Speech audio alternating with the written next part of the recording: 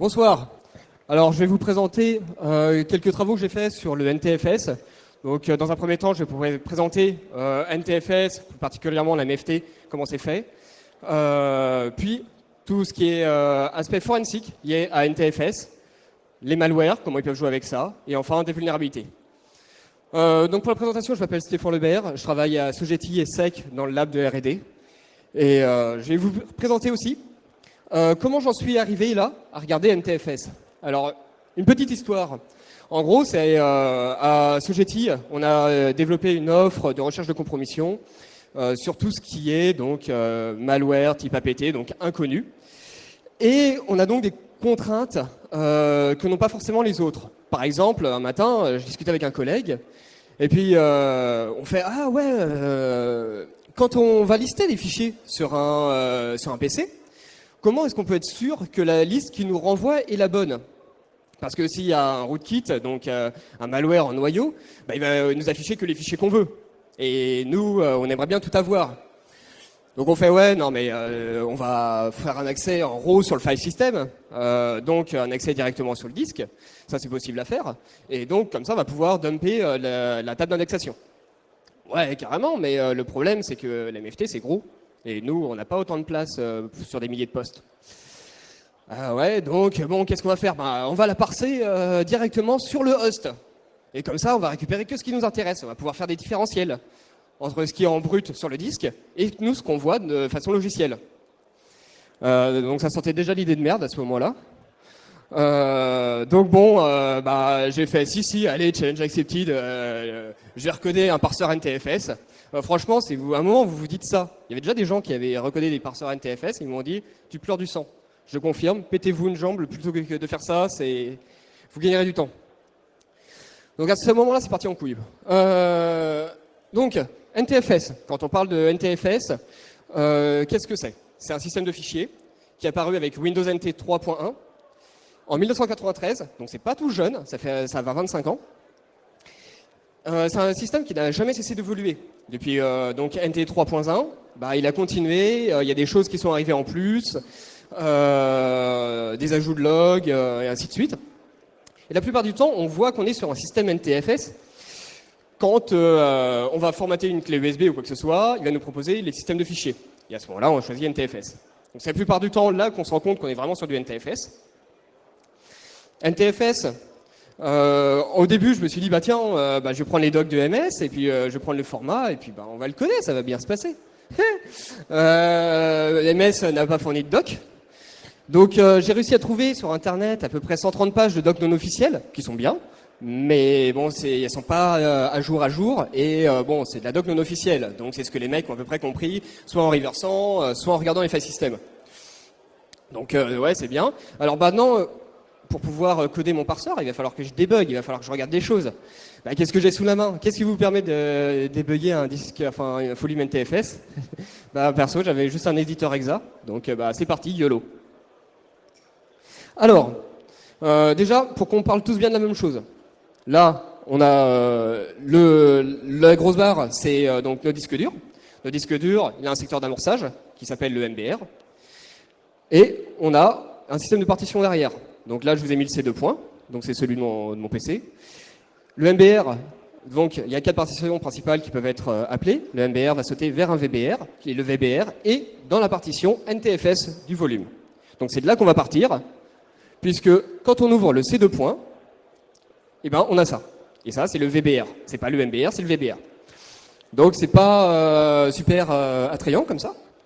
Mais bon, on va mettre un peu de couleur, ça va peut-être aider un peu. Alors, en gros, en violet, on a tout le code exécutable. Donc, on voit au début, on a EB52, qui a un jump sur 52 après. On revient sur le FA 33 AC0, tout ça. Et on va avoir quelques infos intéressantes. On a par exemple en bas à droite 55 AA. Ceux qui font du forensic doivent connaître cette valeur, c'est pour tout ce qui est secteur d'amorçage, dire que c'est bootable. On va avoir également en vert, en haut, la taille des secteurs. Alors ceux qui font du forensic également savent que sur un disque dur, la taille des secteurs c'est 512 octets. Et là on a 0x200, c'est du Little Endian, donc il faut inverser. 0x200, donc ça nous fait 512 octets. À côté, on va avoir le nombre de secteurs par cluster. Je ne sais pas si vous vous souvenez, mais quand vous formatez un disque en NTFS, il vous propose des tailles de cluster. Donc là, il y a 8 secteurs par cluster, donc 8 fois 512 octets, ce qui fait 4096 octets par cluster, ce qui est un peu standard. En gris, on va avoir le nombre total de secteurs sur le disque. Pour vérifier que c'est bien mon disque, on fait la petite... donc on prend ça, on multiplie par 512, donc la taille des secteurs, et on divise quelques fois par 1024, et on va arriver à 465 gigas, donc c'est bien mon disque, super. En rouge, on va avoir l'adresse d'offset de la MFT. La MFT, c'est la majorité du talk va se baser sur la MFT. C'est le système d'arborescence de NTFS. Et donc, pour y aller, tout simplement, on prend la MFT, l'offset, c'est le numéro de cluster qui correspond, et on va y aller. Donc ça fait 0xC0000, donc fois la taille d'un cluster, enfin fois les clusters, et on arrive à 3 gigaoctets. Donc la MFT commence 3 gigaoctets plus loin. Alors, la MFT, quelques éléments basiques. Une MFT, c'est plein de nodes qui vont être consécutifs. Chaque node a une taille de 1024 octets. Chaque node est un fichier. Peu importe, en gros, il y a plusieurs types, mais chacun sera pour un fichier. Si on prend un numéro de node, par exemple le 96, ça sera l'entrée de la MFT plus 96 fois 1024, puisque chaque node fait 1024 octets. Alors ça, oui, mais pas toujours. Surtout pour ceux qui jouaient un petit peu avec des PC sous XP et avant. On devait souvent défragmenter notre PC pour qu'il rame un peu moins. La MFT, elle est aussi fragmentée sur disque. Et comme elle est fragmentée, c'est pas forcément le même inode. Mais ça, on y reviendra après. Un point important, c'est que chaque fichier qui peut être stocké entièrement dans un node l'est. Si vous créez un fichier toto.txt, que vous écrivez tata dedans, vous refermez, tout sera dans le node. Parce qu'il y a assez peu d'informations, on est largement en dessous des 1024 octets, et donc tout sera dans le node. Il ne vous aura pas écrit autre part sur le disque que dans votre MFT. Enfin, les nodes de 0 à 31 sont pour le management des internals NTFS. Ça aura son importance parce que c'est les éléments qui permettent à une NTFS tout simplement de tourner. Alors quand on regarde un disque dur, avec Explorer, on va voir donc les différents dossiers, fichiers qui vont nous donner des arborescences. Donc jusqu'à là, on connaît à peu près le système. Maintenant, si on regarde avec un parseur RAW, un parseur en brut, et là, on va avoir beaucoup plus de choses. On va avoir $boot, $MFT, $volume, point aussi. Point qui est un répertoire. On voit qu'il y a plusieurs répertoires. On a entre autres $extend. On a également recycle bin et point. Recycle bin, on voit, l'inode, c'est 57. 57, on n'est pas dans les inodes de management. Donc, ça veut dire que recycle bin n'est pas indispensable à NTFS pour que ça fonctionne. Le point, l'inode numéro 5, c'est un répertoire. Donc, et ce répertoire pointe tout simplement sur les listes des fichiers qui sont à la racine.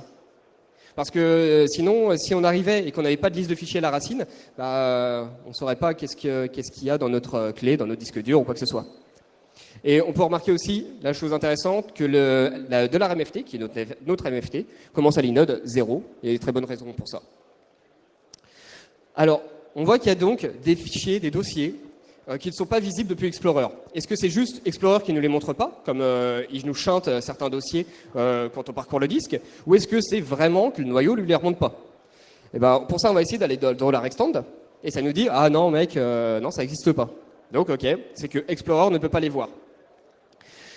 Si on liste en row $extend, on va voir qu'il y a plusieurs autres dossiers derrière, dont un autre sous-dossier, qui est RM Metadata, et on voit qu'il y a $LSN Journal. Ceux qui font du forensic sur NTFS connaissent sûrement aussi LSN Journal, qui a toute une suite de logs. Et on voit l'inode qui est très élevé. C'est également que ce n'est pas un fichier indispensable à NTFS. Alors, on va maintenant regarder un node. Donc, quand on arrive donc à 3 gigas, on a ça. Donc, c'est pas super accueillant non plus. Donc, on est sur le node ID 0. On va mettre un peu de couleur pour s'y retrouver. Alors, on a le premier chunk en bleu clair, là. On va avoir le magic en haut. Le magic, c'est tout simplement les 4 caractères file. À côté, on a l'update offset, l'update size. On y revient juste après. On va avoir les attributs, l'ID de référence. Donc là, il est à 0. C'est normal, on est sur le node 0. Mais si on était sur le node 52, il sera à 52. Résultat, même si vous prenez un node indépendamment et vous ne savez pas à quelle adresse il est, vous aurez quand même, enfin un node ID, les 1024 octets, vous saurez quand même quel node c'était son numéro sur le disque. Ça, c'est important. On va également avoir des flags pour dire si le node est utilisé, libre, ou si c'est un répertoire. Alors, je vais vous parler des update offset. En gros, chaque node a un système de contrôle d'intégrité. On va avoir là donc DB-A2 qui va être recopié à 2 endroits. Donc à la fin, donc à 0x1FE et à 0x3FE, et il va vérifier est-ce que c'est bien ça. Si c'est bien ça, c'est que notre volume, notre node est bien bon, et c'est nickel. Mais le problème, c'est qu'on perd des octets. Et là, il a écrit sur des octets qui peuvent nous servir. Donc, il a eu une très bonne idée, c'est de prendre les octets d'après pour les réécrire là où il y a les octets de validation, de contrôle d'intégrité. Donc ça, en contrôle d'intégrité aujourd'hui, c'est non. Donc quand on voit un système de contrôle d'intégrité comme ça, on dit déjà ça pue la merde. Mais bon, c'est fait, ça marche bien, et faut faire avec. Alors ça, pour info, au début, j'avais pas tout de suite pris en compte. Je me suis vite retrouvé avec des nodes complètement fuckés. On va passer sur la suite des nodes. Alors, sur la suite des chunks dans les nodes. On va avoir à chaque fois les 4 premiers octets qui vont nous désigner le type. On va également avoir la taille qui est allouée pour chaque chunk. On va avoir un octet qui va nous dire si c'est résident ou non résident. Ça aura son importance, on va voir. La longueur et l'offset du nom, la longueur du nom. Chaque champ peut être nommé. Alors, le type, c'est très important pour savoir qu'est-ce qu'il y a dans le chunk. Et la taille, ça va être intéressant pour savoir où se situe le prochain chunk. Là, on voit 0x60. Si on a 60 octets au-dessus, on arrive sur le orange. 0x68, on arrive sur le bleu, et ainsi de suite. Donc, je vous disais, il y a un octet qui va nous dire si le chunk est résident ou non résident. Tout simplement, si c'est résident, ça veut dire que toutes ces informations sont contenues à l'intérieur de lui-même. S'il est non résident, ça veut dire que c'est stocké autre part sur le disque dur parce qu'il y a trop d'infos et ça ne tient pas dans les 1024 octets. On reste toujours sur nos 1024 octets. On va avoir également la taille des données et l'offset où c'est stocké, dans le cas où c'est résident. Dans le cas d'un non-résident, c'est le cas ici de mes données, c'est normal, à la fois on est sur $MFT, il ne tient pas dans 1024 octets au niveau des données. Après également. Alors, on va avoir cette fois-ci un autre flag qui va nous dire si c'est compressé, chiffré, tout ça. Et on va surtout avoir donc VCN start, VCN end et les data runs, l'offset des data runs. Les data runs, c'est ça qui fait votre fragmentation et qui va pointer vers vos données. Là, on est sur le chunk 0x80, donc data. Et ça va directement pointer vers les données de votre fichier. Les data runs, en gros, voilà la description littérale de ce que c'est. Alors déjà, on oublie, on ne parle plus en octets, les octets c'est surfait, on parle en nibble. Donc pour info, un octet c'est 2 nibbles. On prend l'octet, là, 0x1, 2, on split. Le 1 c'est un nibble, le 2 c'est un autre nibble. Donc ça part simple aussi. Alors, le premier nibble va nous donner la taille de l'offset, et le deuxième nibble va nous donner la taille de la longueur. Sachant que le premier nibble encode la deuxième valeur qu'on va récupérer, et le premier, et le deuxième, la première. Donc, c'est un peu la merde. Surtout qu'après, on ne parle plus en nibble, après on parle en octet. Parce que voilà, c'est nibble x2. Donc ça, c'est dans la doc, enfin la doc non officielle. Et oui, et puis il y a aussi toutes les adresses sont, donc on a vu, en taille dynamique, mais elles sont aussi signées. Donc c'est en taille d'entier signé dynamique. C'est génial. Alors, on va faire ça un peu plus clair. On va prendre un exemple de data runs. En gros, si on prend ça, on va le disséquer et ça nous donne ça. On a donc 2 qui va nous donner la taille, donc 0x100 derrière, 1 qui va nous prendre la taille 1 octet, donc 14, 1, donc après 10, 18, et à la fin, on voit 2 avec 0x8800 et 1 avec 0x20. En gros, ça veut dire à l'octet 100, on va lire 14 octets, 0x14. Puis après, on est en relatif. On repasse plus 0x18, on va lire 10 octets, plus 0x15, on lit 5 octets, et après, 0x8800. Le bit de poids fort, il est à 1, donc c'est signé, c'est en négatif. Et donc, on va lire 20 octets à l'adresse moins 30 720. Donc ça, c'est génial, c'est un bonheur à parser. Et ça sent le truc qui a été bien pensé au moment de le faire. Alors, il y avait sûrement des contraintes de taille qu'il fallait respecter. Mais bon, ça pique un peu les yeux. Alors, on arrive donc sur tout ce qui est type, les différents nodes qu'on a, les différents chunks dans les nodes. On va avoir quelques types, donc tout ce qui est standard information, file name, data, les index root, index allocation et reparse point. On voit que chaque début de chunk commence par l'identifiant. Ça va nous permettre de savoir qu'est-ce qui est stocké à l'intérieur du chunk. Si on prend les standard information, on va avoir tout ce qui est date de création, date de modification, date de changement de la MFT et date de lecture. Toutes ces informations donc, vont être très importantes en forensique principalement. Et même nous, quand on regarde les fichiers en temps normal, le MFT change est assez important parce que c'est quelque chose qui n'est pas censé changer trop souvent. C'est quand on modifie le node. Et on va aussi avoir les permissions DOS qui ne nous intéresseront pas ici. Après, on va avoir donc le file name. File name, on voit qu'il y a des informations redondantes. On va avoir encore une fois plusieurs times qui vont être présents, à peu près les mêmes grosso modo. Mais on va aussi avoir l'identifiant parent, donc le node parent. Là, on est sur $MFT. Je vous ai dit, il est stocké dans la racine. La racine, c'est le point, donc l'identifiant 5. Et bien ouais, on est bien au parent node à 5. On va également avoir la taille du fichier, la taille allouée et la taille utilisée du fichier. On va savoir si c'est un répertoire, si c'est compressé, tout ça. La taille du nom, puisque là on est sur le file name, donc ce serait bien qu'on ait le nom, et le nom du fichier à côté, qui est $MFT. Donc là c'est bon, on a déjà nos informations sur la date du fichier, son nom et la taille qui lui est allouée. Maintenant, on va passer aux données. Donc les données, on arrive sur un data runs. Et le data run, c'est ce que je vous ai expliqué avant. On va pouvoir crawler comme ça sur le disque, de chunk en chunk, les informations. Donc ça, on est en no résident, puisque tout n'est pas stocké dans le chunk. On va regarder un répertoire maintenant. Alors, j'ai encadré en haut à droite, en blanc, $extend. C'est parce qu'on est dans le répertoire $extend. Donc on est en train de regarder l'inode de $extend. Et j'ai encadré un autre truc qui est $i30. $i30, en fait, c'est un indicateur pour dire qu'on est sur un répertoire, on est sur un directory. C'est important à savoir. Après, on va avoir plusieurs informations qui nous intéressent pas forcément ici. Je vous les ai mises pour savoir ce qu'il y a dedans. On va avoir donc la taille des entrées qui seront contenues dans notre node. Enfin, dans notre répertoire, l'offset de ces entrées, les flags. Et surtout, après, ce qui va nous intéresser, c'est la liste d'index entry qui vont se chaîner.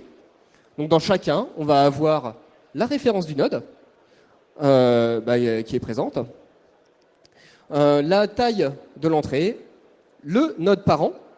Donc, on va encore une fois pouvoir savoir qui est stocké où.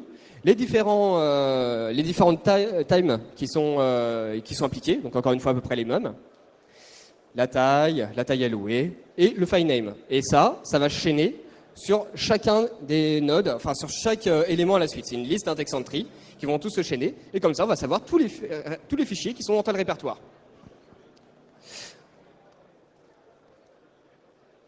Si jamais la liste est plus grande que ce qu'on a dans le node, donc plus grande que 1024, il va mettre en data runs, il va repointer ça dans notre disque dur, et on va avoir un tag, donc une signature avec INDX au début, Encore une fois, une liste d'update offset avec les tailles après. Et après, une autre liste d'index entry. Enfin, on va voir tout ce qui est reparse point. Alors, il y en a sous Linux, vous devez certainement connaître les liens symboliques. Sous Windows, on les a aussi, les liens symboliques. C'est un peu moins connu, mais il y en a.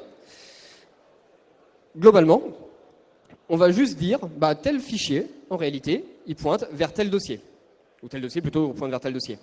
Là, je suis sur le dossier c'est user all users, qui en fait va pointer dans ces programmes data. Donc quand vous allez dans all users, en fait, vous allez dans programme data. Donc ça peut être utile. Ça s'appelle des fichiers des répertoires de jonction. Alors, d'un aspect forensique, avec ce qu'on a vu là, qu'est-ce qui peut être intéressant? En gros, un fichier, un node, est utilisé ou non, mais il peut être libre. Donc, quand il est libre, c'est juste le flag. Vous avez vu le flag au début qui nous dit ouais, est-ce que c'est un répertoire, est-ce que c'est utilisé, est-ce que c'est libre? S'il est libre, c'est pas forcément qu'il a été réécrasé. Donc on peut avoir des fichiers qui sont libres, mais qui peuvent être relus. Et c'est comme ça que certains outils de forensique fonctionnent pour vous dire tiens, il y avait tel fichier à cet endroit-là, voici le nom, tu peux dumper les données, il n'y a pas de problème, tout est là. Et ça, c'est top parce que juste en parsant comme ça, juste en crawlant un peu, on va pouvoir récupérer des fichiers effacés avec le nom, le répertoire dans lequel ils sont, et ainsi de suite. Donc ça, c'est vraiment top. Il y a aussi un point intéressant, c'est que toutes les données d'un node seront contenues dans les 1024. Donc ça veut dire que même si les données sur le disque dur ont été effacées à côté, on va quand même, si tout est contenu dans le même node, on va quand même pouvoir les récupérer. Autre chose d'intéressant, c'est qu'on va avoir le node parent. On a vu qu'il y avait plusieurs fois le node parent qui était pointé. Donc grâce à ça, en fait, juste en prenant la MFT, on peut crawler toute la MFT, on prend les identifiants des parents et on va pouvoir se refaire l'arborescence du disque dur, juste avec la MFT, sans forcément avoir toutes les informations de répertoire. Autre chose d'intéressant, on a les timestamps. Les timestamps, ils sont stockés à plein d'endroits, on en a vu 3. On a les standard information, on a le file name également qui va les avoir. Quelque chose d'intéressant sur le file name, c'est que ces données-là ne sont écrites qu'à l'écriture du node. Elles ne seront pas réécrites après. Quand vous faites, pour ceux qui développent un peu des malwares ou ce genre de trucs, quand vous faites set file timestamp, vous allez écrire dans standard information, pas sur file name. Résultat, même sur des fichiers où vous regardez quand vous installez un Windows, vous avez vos fichiers qui sont par exemple en 2013 alors que vous l'avez installé il y a une semaine. Si vous regardez, vous aurez des dates de 2013, ce qui n'est pas possible, puisque vous venez de l'installer. Mais si vous regardez en RAW, directement sur le node, vous allez voir la date d'écriture de ces nœuds dans le file name. Parce qu'après, la date aura été réécrite. Donc ça, c'est bien, surtout en cas de malware, ce genre de choses, de pouvoir identifier, tiens, il a été écrit à telle date, et le mec l'a probablement pas réécrit, parce que c'est vraiment chiant à faire.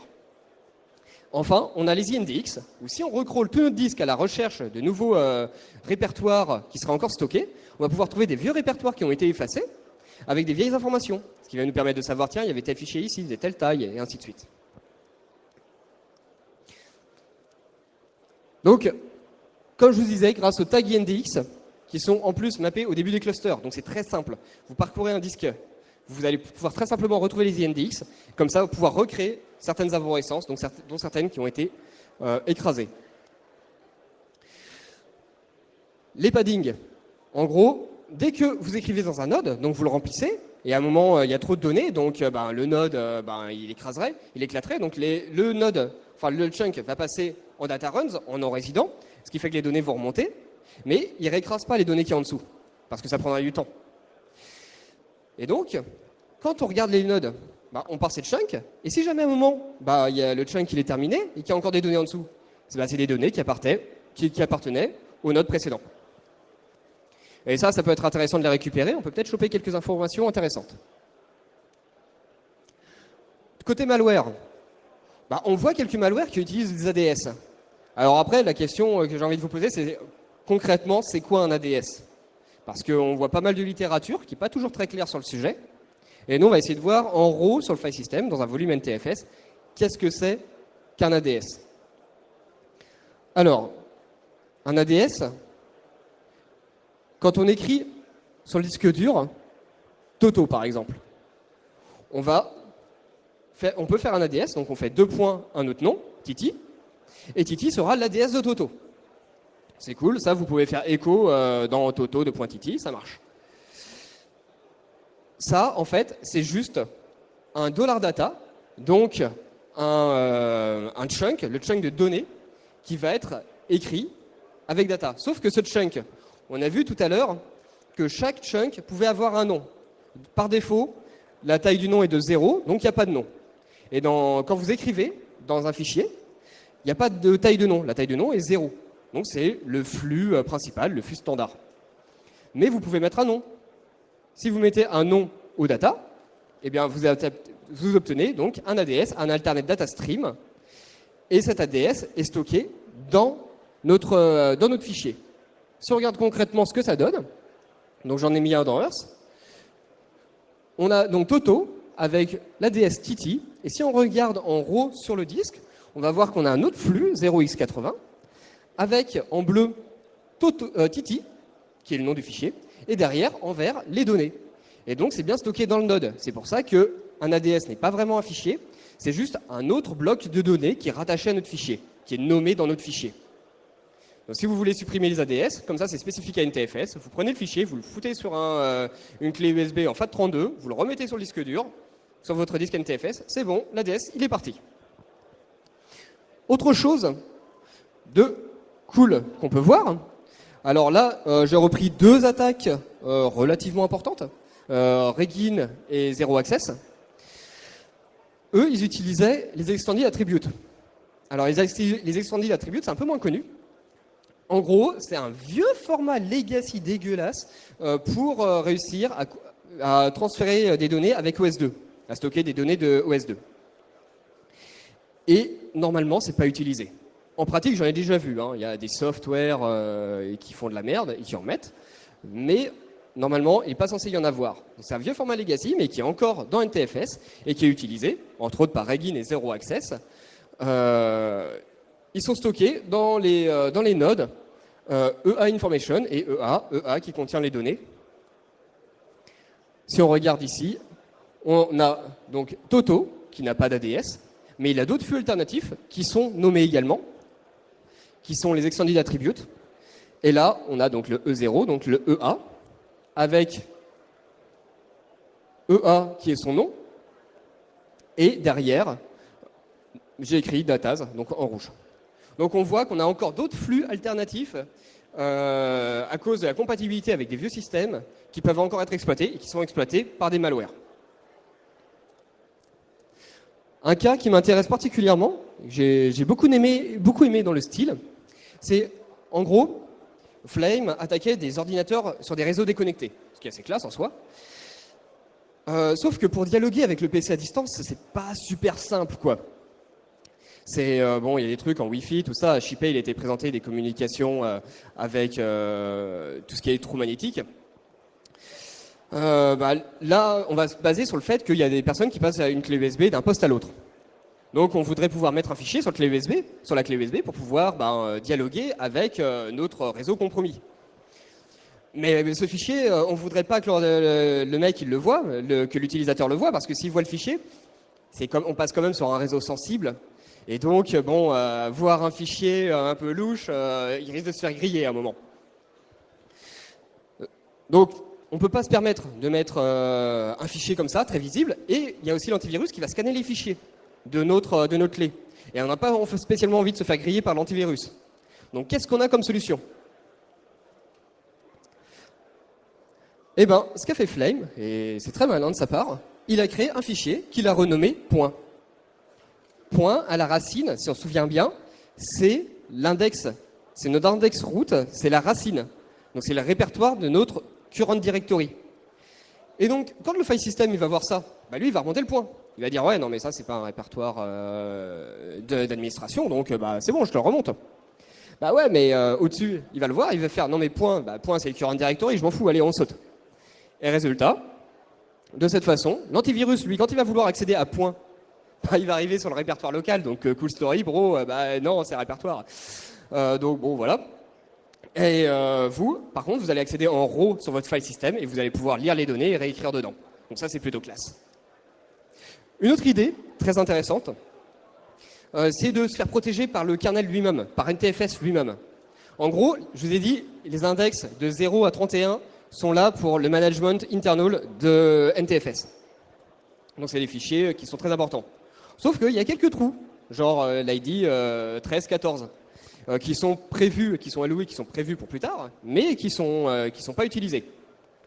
Ce qu'on peut faire, c'est écrire un fichier avec tout ce qu'on veut dedans, prendre son node, faire copier et le recoller sur l'un des nodes 13, 14, et donc on va réécrire notre fichier à la place ici, et on va être protégé par le système lui-même, puisqu'il ne voudra pas qu'on accède à ces nodes-là qui sont pour le management internal, on l'a vu avec $extend. Il ne faut pas oublier aussi de réécrire la liste des fichiers, l'index de tout à l'heure, parce que sinon il ne va pas le voir. Et résultat, ce que j'ai fait sur un système, on le voit ici, il n'est pas accessible, on ne le voit pas, et si on essaie d'y accéder, on n'y accède pas. Je l'ai mis à l'inode 13, on a $malware, et la 16 octets à l'intérieur, et puis tout se passe bien, hein, ça a l'air cool la vie. Donc ça, c'est un point intéressant que j'ai pas encore rencontré, peut-être après cette presse, j'espère. Mais en tout cas, on se fait protéger par NTFS lui-même, ce qui est plutôt cool. Alors ensuite, un autre matin, je discute avec des collègues, et je fais « Ah mec, vas-y, ce serait cool de faire de la merde un peu sur NTFS et voir comment le driver NTFS réagit. » Ouais, mais attends, le driver NTFS, il voit tellement de merde par tellement de software que, jamais il va cracher, quoi. Enfin, vu ce que font certains éditeurs, tu peux pas faire pire, c'est pas possible. Et ça, je suis assez d'accord. Donc, ouais, mec, je suis complètement d'accord. En plus, ça fait 25 ans, il a dû en voir des trucs fuckés. Ouais, mais je vais quand même essayer, on va voir. Donc, résultat, j'en suis arrivé à peu près à là. Hop, on va mettre lecture. Alors, donc ici, j'ai juste plugué une clé USB et on voit qu'il y a eu un petit blue screen de NTFS.6. On le voit ici. Ça, je l'ai fait lundi. Donc, cette vuln n'est pas patchée par MS. Là, je l'ai fait sur un Windows 10 que j'ai mis à jour aussi lundi. Cette vuln n'est pas patchée. MS, je l'aurais remonté, oui. Ils m'ont dit, on s'en bat les couilles. Donc, ok, one fix. Hein. C'est pas grave. Bon, on va quand même un peu en parler. Donc, c'est bien NTFS.6, hein, c'est le driver NTFS, je ne cheat pas. En gros, voilà ce qu'on a. Donc, un nul DRF dans Increment Close Count. Alors, ok, on va essayer de voir un petit peu ce qui se passe, plus précisément. Alors, en fait, ce qui se passe, c'est que j'ai un peu éclaté les données un peu partout, ce qui fait que NTFS, il n'arrive pas à retrouver ses petits. Sauf que j'ai pas tout éclaté, ce qui fait qu'il y a pas mal de structures de base qui marchent encore.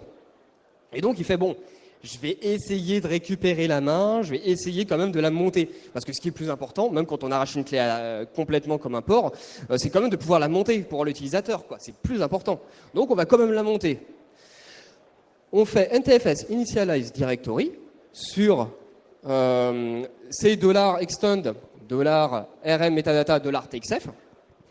Et ça, en fait, ça fait partie des répertoires qui sont du management internal. Ils sont toujours là, il n'y a pas de raison qu'ils ne soient pas là, puisqu'ils sont mis dès le début, ils sont inaccessibles après. Sauf que moi, j'ai retouché directement mon file system. Vous avez vu, avec une belle clé USB, j'en fais ce que je veux, quoi. Et donc, il se dit, il s'est jamais dit, ah bah tiens, ouais, mais quand, étant donné que c'est un répertoire interne, eh ben, il n'y a aucune raison qu'il ne soit pas là, donc je vais quand même pas checker qu'il est à 0, qu'il me retourne un pointeur à 0, quoi. Ben, si, en fait. Et donc voilà, là en fait j'ai réécrit le $i30 dont je vous parlais tout à l'heure. Résultat, il veut ouvrir le répertoire, il veut récupérer un handle dessus, sauf qu'il fait « Ah mec, c'est pas un répertoire ça marche pas ». Et donc il remet 0, et lui après il dérève 0, tout simplement parce qu'il a pas fait gaffe. Alors une autre vulne, cette fois-ci qui a été patchée par MS, m'a surprise un peu plus. En gros, on a donc virtual address for the attempted execute avec PTE content. En gros, ça veut dire que la PTE, donc les droits, c'est en non-execute, en kernel, ce qui a l'air pas cool. Si on regarde un peu plus, on voit que l'EIP est à peu près égal à ESP. On est en train d'exécuter notre pile en kernel. Et ça, c'est vraiment pas cool. Donc le PC, il kiffe pas du tout, et bah, il blue screen pour le coup. Alors, qu'est-ce qui s'est passé? Dans NTFS, vous savez, on peut faire clic droit et compresser des fichiers. Clic droit, propriété, et on a une petite case à cocher pour compresser. En gros, on va dans l'MFT, on va sur le node, on va sur le $data, et après on va à l'offset 0xC, qui va contenir nos informations. Est-ce que c'est chiffré, est-ce que c'est crypté, tout ça. Normalement, si c'est crypté, c'est à 1, mais Windows implémente plusieurs, si c'est compressé, c'est à 1, mais Windows implémente plusieurs méthodes de compression. Et donc, on peut mettre d'autres valeurs. Et il est tellement sûr de la compression qu'il va appeler directement donc get compression workspace. Ça lui permet d'avoir un espace pour pouvoir derrière décompresser le buffer. On voit ici que l'argument est pris et il est directement utilisé pour déréférencer dans un tableau. Sauf qu'il y a un petit truc. Alors c'est sur Windows 7 32 bits. Le mec qui a codé la structure, je pense qu'il a fail à un moment, parce qu'il a dû l'écrire ou mal faire sa déclaration et le mettre que en 64. Ce qui fait que, en fait, la taille de structure de 64 bits a été appliquée sur le Windows 7 32 bits. Et résultat, quand on prend une taille de structure de 64 et qu'on l'applique sur du 32, ben, à un moment, ça overflow. Et résultat, en fait, on a bien tous nos handlers de décompression qui sont présents. Et juste après, on a deux handlers à 0 qu'on peut appeler. Donc on peut faire un call à 0 directement. Il n'y a pas de problème. Mais on peut aussi appeler RTL décompress buffer. Et là, bah, c'est un peu moins cool quand même, parce que le truc, c'est qu'en dehors d'appeler juste une autre fonction, si on regarde le nombre d'arguments, au début, nous, on a 3 arguments. Puis, donc, on peut faire notre call à 0, comme on peut se déplacer dans le tableau. Mais après, RTL décompress buffer, lui, prend beaucoup plus d'arguments. Donc, qu'est-ce qui s'est passé dans le blue screen, concrètement? Il a dépilé beaucoup plus d'arguments que ce qu'il aurait dû, ce qui fait qu'il est dans l'intérieur de la stack, des données de la stack précédente, et il va faire un return sur un pointeur qu'il avait en noyau dans sa pile. Et donc forcément, il n'a pas kiffé. Donc voilà, ça, celle-là, ils l'ont patché. Donc je vois là, pour les deux vulnes. En conclusion, puisqu'on y arrive, NTFS, c'est vraiment marrant à regarder. Par contre, on pleure vraiment du sang. C'est vraiment douloureux comme format. Vous avez vu les data runs, les checks d'intégrité, tout ça. C'est pas forcément toujours rigolo. Il y a des choses, si vous prenez la peine de regarder, il y a vraiment des choses intéressantes à regarder. Enfin, à trouver plutôt. Et c'est toujours marrant de regarder vraiment en bas niveau un file system pour bien comprendre comment il fonctionne. Les codeurs de malware, eux, ça, ils l'ont bien compris. Et on voit, ils utilisent des ADS, des extended attributes et encore plein d'autres choses. Donc, si nous, on s'y intéresse pas pour essayer de hunter, de faire ce genre de choses, eux, ils le font et ils auront des coups d'avance, ce qui n'est pas le but de la manœuvre. Enfin, même si NTFS a vu plein de races dans tous les sens, ça n'empêche pas de toujours avoir quelques bugs à droite à gauche. Et des bugs qui sont triggables avec une clé USB qui serait laissée sur un parking, ça rappelle un peu Stuxnet, bien que Stuxnet le faisait en userland. Mais voilà, il y a des vraies attaques qui peuvent se mener avec ça. Et quand on regarde un peu loin, en fait, il peut rester encore 2-3 choses. Deux références, Joachim Schitt, qui a fait plein de travaux sur NTFS, sur tout ce qui est forensique, qui sont très intéressants. Et la doc de NTFS que j'ai utilisée en dessous. Donc voilà, merci pour votre attention et avez-vous des questions?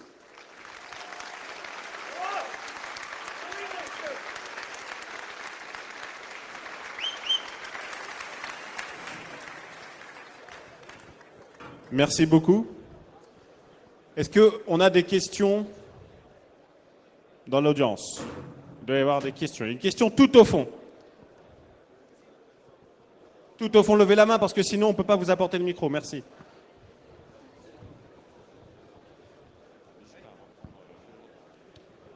Juste une question, ça t'a pris combien de temps de développer le parseur NTFS? En gros, un mois, avec d'autres trucs à côté, puisque je le développais pas juste pour parser, je le développais aussi pour faire un différentiel avec ce qu'on voit en software, pour en fait voir s'il y a un malware qui essaie de se cacher. Bah, faire un mois en soft, alors quand je fais un LS, j'ai ça. Et toi? Ah, il en manque un. Et donc voilà, je développais plusieurs trucs à côté, mais voilà, en gros, ça m'a pris un mois. Ouais, donc ça va, c'est pas un boulot monstre non plus, quoi. Il y a Non, non, c'est pas énormissime. C'est un peu de boulot quand même.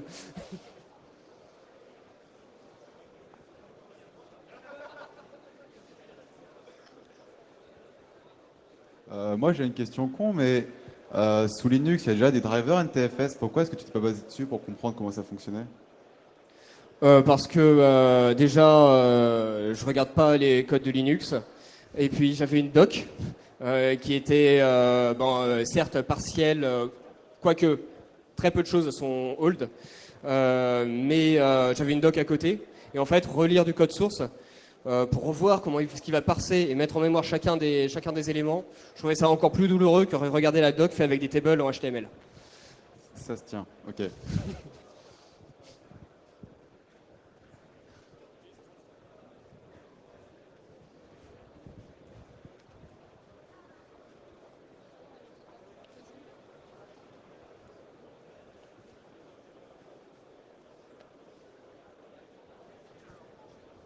Et du coup, oui, pour rejoindre ce qu'il disait, sous Linux, on a NTFS 3G qui permet de monter justement les fichiers NTSF.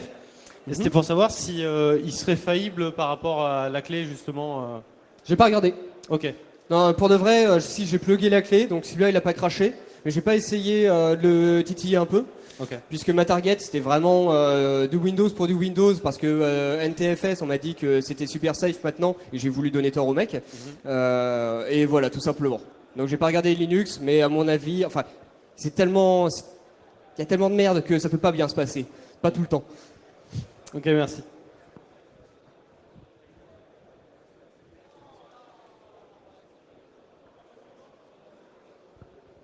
Oui. Merci pour votre présentation. Quelle serait votre vision par rapport à tout ce que vous nous avez expliqué par rapport aux antivirus du marché? Comment ils traitent en fait ces problématiques-là? Si vous avez une vision là-dessus à nous partager. Par rapport aux antivirus? Oui. Les antivirus du marché, la plupart du temps, ils font des accès aux fichiers pour garder les fichiers. Donc en gros, c'est ce que les fichiers auxquels les utilisateurs peuvent accéder qui les intéressent à regarder. Donc moi, je rentre pas dans ce cas-là. Je suis sur du malware qui corrompt des données sur une partition. Après, je ne crois pas avoir connaissance, mais après voilà, c'est juste ma connaissance, je peux complètement me tromper, et n'hésitez pas à me faire un retour si je me trompe, il n'y a pas de souci. Mais je ne crois pas qu'il y en ait qui regardent en rôle le file system pour identifier s'il y a des problèmes ou s'il y a des fichiers comme ça qui sont redondants. Après, s'il y en a qui le font, bah, très bien, et j'aimerais bien savoir lesquels parce que ça m'intéresse, oui.